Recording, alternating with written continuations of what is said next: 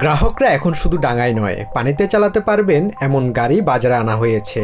আর এসব গাড়ির চমৎকার প্রদর্শনী নিয়ে চায়নার সিচুয়ান প্রদেশের রাজধানী চেংডুতে আয়োজন করা হয়েছে চেংডু মোটর শো 2025। 10 দিনব্যাপী এই প্রদর্শনীতে বিশ্বের শীর্ষস্থানীয় অটোমোবাইল কোম্পানিগুলোর নানান অত্যাধুনিক প্রযুক্তি প্রদর্শিত হয়েছে, যা আলোকপাত করেছে ভবিষ্যতের গাড়ি শিল্পের দিকে। 29 অগাস্ট শুরু হওয়া এই শোতে অংশ নিয়েছে প্রায় 120টি ব্র্যান্ড। প্রদর্শিত হয়েছে 1600-ও বেশি গাড়ি। 220,000 বর্গমিটার এলাকা জুড়ে গড়ে ওঠা এই বিশাল ভেন্যুতে ছিল 12টি ইনডোর প্রদর্শনী হল এবং একাধিক আউটডোর এক্সিবিশন এরিয়া।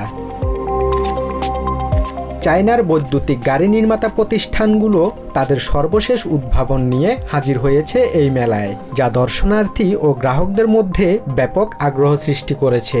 চায়না প্রযুক্তি জায়ান্ট শাওমির বিক্রয় প্রতিনিধি লি সিয়াং জানান, SU7 আল্ট্রা মডেলের 10টি ইউনিট উন্মুক্ত করার পরপরই সব বিক্রি হয়ে গেছে।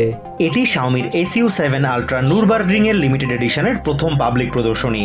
100 ইউনিটের মধ্যে মাত্র 10টি বিক্রির জন্য উন্মুক্ত করা হয়েছে এবং সবগুলো ইতোমধ্যে বিক্রি হয়ে গেছে। এবারের মোটর শোতে ফাস্ট গ্রোথ নয়, বরং কোয়ালিটি ডেভেলপমেন্টকে গুরুত্ব দিয়েছে চায়না নির্মাতারা।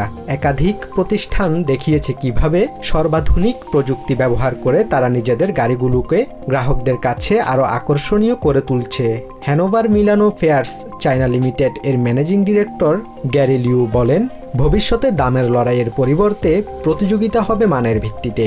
CATL এর শোয়ো ডুয়াল কোর ব্যাটারি এবং BYD এর মেগাওয়াট ফাস্ট চার্জিং প্রযুক্তি ব্যবহার করলেই গ্রাহক পাওয়া যাবে। ভবিষ্যতে দাম নয়, লড়াই হবে মানসম্পন্ন প্রোডাক্টের ভিত্তিতে। তবে কিছু প্রদর্শনকারী ক্রমবর্ধমান প্রতিযোগিতা নিয়ে উদ্বেগও প্রকাশ করেছেন। স্মার্ট ইভি নির্মাতা নিউ এর কো-ফাউন্ডার ও প্রেসিডেন্ট কিন লি হং বলেন, টেকসই ও স্বাস্থ্যকর প্রতিযোগিতা খাতটিকে আরও উন্নত করতে পারে।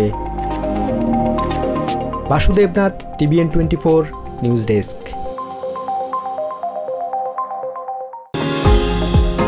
নিউ ইয়র্ক থেকে সম্প্রচারিত TVN 24 টেলিভিশন বিশ্বজুড়ে বাঙালির কণ্ঠস্বর।